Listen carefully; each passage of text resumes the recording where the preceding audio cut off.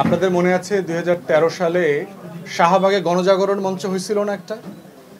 এই গণজাগরণ মঞ্চের লোকজন গিয়ে গিয়ে বিভিন্ন জায়গায় ইসলামী ব্যাংক, জামাতের যত প্রতিষ্ঠান আছে ভাঙচুর করা, লুটপাট করা করছে না? আমার দেশ বন্ধ করে দেওয়া, সংগ্রাম অফিসে গিয়ে আপনার অ্যাটাক করা। আপনার ভাই সংগ্রাম ভালো নাই লাগতে পারে, কোনো সমস্যা নাই। অনেকের যে হয় প্রথম আলো ভালো লাগে না, ডেইলি স্টার ভালো লাগে না, নাই লাগতে পারে। ভালো না লাগা মানে কি করবো? যেমন ধরুন এখানে সময়ের ইয়ে দেখলাম, সম্ভবত সময় টেলিভিশনের ইয়ে দেখলাম, ঢাকাতে 5 তারিখের পরে সময় টেলিভিশনে অ্যাটাক করছে, ডিবিসিতে অ্যাটাক করছে। কেন আপনি অ্যাটাক করবেন কেন? আপনার ভালো না লাগতে পারে। প্রশ্ন হচ্ছে যে ভালো লাগা না লাগার জায়গাটাকে হচ্ছে যে আপনি সিলেক্টিভলি অ্যাপ্লাই করছেন কিনা। গত 16 বছরের আওয়ামী লীগের আমলে তো আমরা মব জাস্টিসের ভিতরেই ছিলাম। গুম কি জিনিস? মব জাস্টিস না?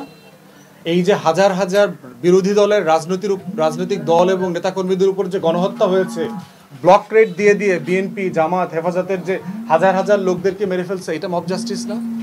তো সাডেনলি গত 3-4 মাসে আমরা মব জাস্টিসের আলোচনা এত বেশি শুনতেছি যে আমরা সুইজারল্যান্ডে ছিলাম, গত 6 মাসে আমরা উগান্ডা হয়ে গেছি। বাস্তবতা এরকম না তো। আমরা 16 বছর ধরে মব জাস্টিসের মধ্যেই আছি।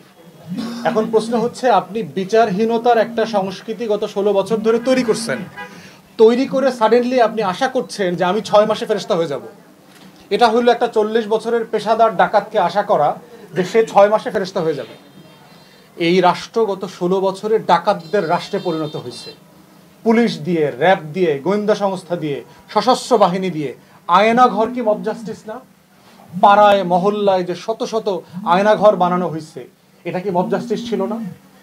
আমি জাতিসংঘের একজন গবেষক আমাকে বলছে যে আপনার সাতক্ষীরাতে 1000-এর উপরে তরুণ যারা বিএনপি, জামাত শিবিরের রাজনীতি করতেন, তাদেরকে আপনার নি ট্যাপিং করছে। নি ট্যাপিং মানে হচ্ছে আপনারা যারা রাবার বুলেটের ইয়ে দেখছেন, ওই যে যেটাকে কি বলে আপনার, যেটাতে রাবার বুলেটটা থাকে, গুলির বক্স, যেটা ম্যাগাজিন, যেটা ওইটাতে 400 বুলেট থাকে।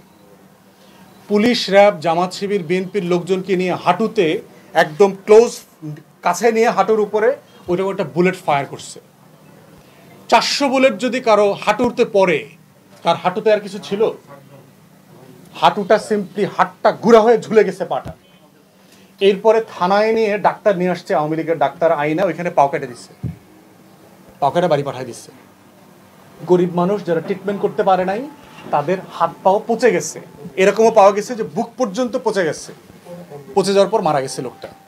এটা মব জাস্টিস ছিল না গত 16 বছরে? গত 16 বছরে আমরা যারা ফ্যাসিবাদ বিরোধী আন্দোলন করছি, আমরা মব জাস্টিসের শিকার হয়েছি না? আমাদের মিছিল মিটিংয়ে কি হয়েছে? তো সাডেনলি বাংলাদেশের গণমাধ্যম মব জাস্টিসের কথা কেন বলছে? আমি তো গত 16 বছর আওয়ামী লীগের সময় শুধু মব জাস্টিসই দেখেছি।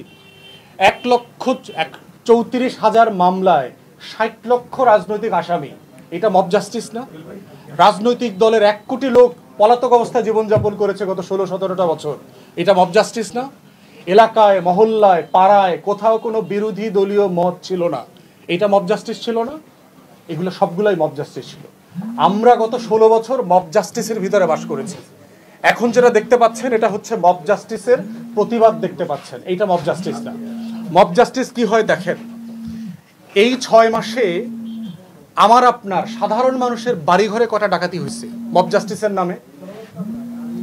আজকে তো 8 তারিখ, 6 মাস হয়েছে সরকার দায়িত্ব নিয়েছে। 5 থেকে 8 তারিখে তো দেশে কোনো সরকার ছিল না, আগস্ট মাসে পুলিশ তো ছিলই না। আপনারাই তো জানেন, আপনাদের এই মহল্লায় পুলিশ ছিল? কিছু ছিল না তো। কোথায় ডাকাতি হয়েছে? ঢাকাতে যমুনা ফিউচার পার্ক বলেন, বসুন্ধরা শপিং মল বলেন, বায়তুল মোকাররমে সোনার দোকান বলেন, ঢাকা শহরে কোনো বড় দোকানে চুরি ডাকাতি হয় নাই, এখন পর্যন্ত হয় নাই গত 6 মাসে। তাহলে যদি মব জাস্টিস হইতো, তাহলে চুরি ডাকাতি হইতেছে না কেন? বসুন্ধরা তো চুরি হয়ে যাওয়ার কথা ছিল, যমুনা ফিউচার পার্ক থেকে তো হাজার হাজার কোটি টাকার মোবাইল নিয়ে নেওয়ার কথা ছিল, হয় নাই তো, নেয় নাই তো। এইটা মব জাস্টিস না, সিলেক্টিভলি হইতেছে। এটা হচ্ছে যে পতিত ফ্যাসিবাদী রেজিম ছিল, তাদের অন্যায় অপকর্মের ফল।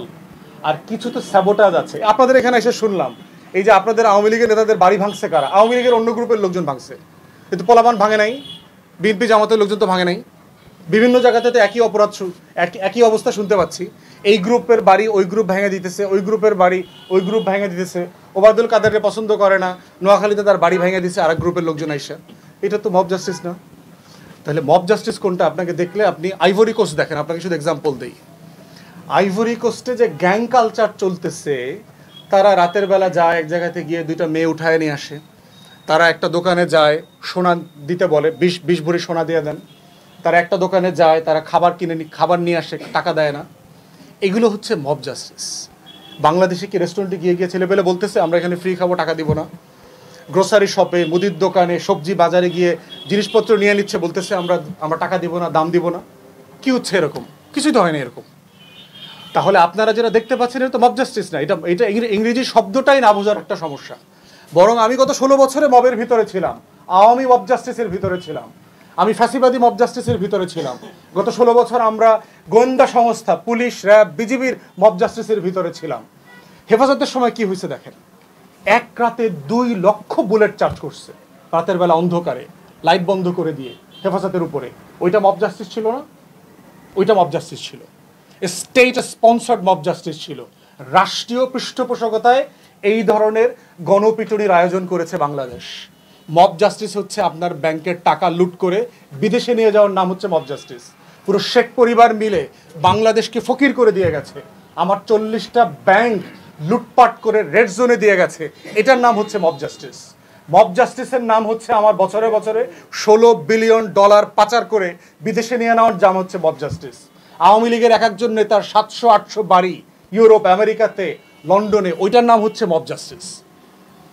এখন যেটা দেখতে পাচ্ছেন, এটা দেখতে পাচ্ছেন একটা গণ অভ্যুত্থানের বিজয়ী শক্তির একটা প্রতিবাদ। এই 32 নম্বরটা 6 মাসে কেন ভাঙে নাই? 6 মাসে তো ভাঙে নাই। তাহলে কেন আজকে ভাঙলো? কেন পরশুদিন কেন ভাঙলো? এটা আপনি কেন তাকে উস্কানি দিলেন? এই উস্কানিতে লাভ হয়েছে কার?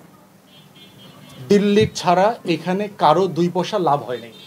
আপনারা জানেন 16 থেকে 18 তারিখে মোদি ওয়াশিংটন যাইতেছে, ট্রাম্পের সাথে তার মিটিং আছে। আপনি দেখছেন হয়তো 20,000 ভারতীয়দেরকে সে একদম কার্গো প্লেনে করে কুকুর বিড়ালের মতো বাড়ি পাঠাই দিতেছে, আপনি দেখছেন।